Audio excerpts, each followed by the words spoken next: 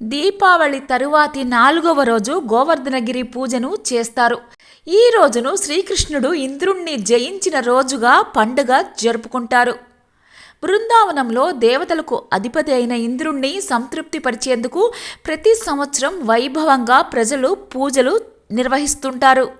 అయితే ఒకసారి శ్రీకృష్ణుడు మనకు జీవనాధారమైన పక్కనే ఉన్న గోవర్ధనగిరి బృందావనాన్ని ఉద్ధరిస్తుంది, గోవులను పాలిస్తుంది. అలాంటి గోవర్ధనగిరిని పూజించకుండా ఇంద్రుణ్ణి పూజించటం ఎందుకు అంటాడు. అప్పటి నుంచి అక్కడి ప్రజలు ఇంద్రుడికి బదులు గోవర్ధనగిరికి పూజను చేస్తారు. దీంతోటి కోపంతో రగిలిపోయిన ఇంద్రుడు ఆ ప్రాంతంలో కుండపోత వర్షాన్ని కురిపిస్తాడు.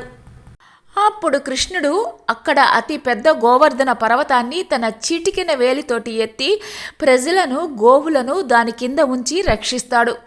దాదాపు 7 రోజుల పాటు భీకర ప్రళయాన్ని సృష్టించిన ఇంద్రుడు చివరికి కృష్ణుణ్ణి భగవంతుడిగా గుర్తించి తన ఓటమిని అంగీకరిస్తాడు. అలా గోపజనులను, గోవులను కాపాడిన శ్రీకృష్ణుడు గోవిందుడు, గిరిధారి అనే నామాలతోటి ప్రసిద్ధి చెందాడు.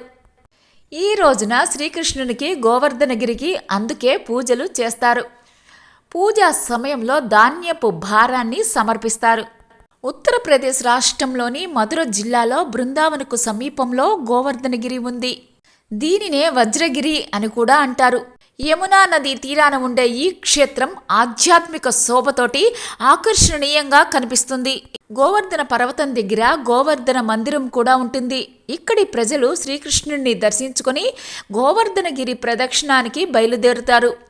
ఈ గురి చుట్టూ ప్రదక్షిణ చేయటం సాక్షాత్తు శ్రీకృష్ణుడి చుట్టూ ప్రదక్షిణ చేసినట్లుగా భక్తులు భావిస్తారు. ఈ గిరి నిలువుగా కాకుండా అడ్డంగా 11 కిలోమీటర్లు విస్తరించి ఉంటుంది.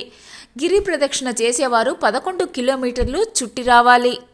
ఎంతో ఉత్సాహంతో చిన్న చిన్న ఆశ్రమాలను, సాధువుల కుటీరాలను, గ్రామాలను దాటుకుంటూ ఈ ప్రదక్షిణ సాగుతుంది.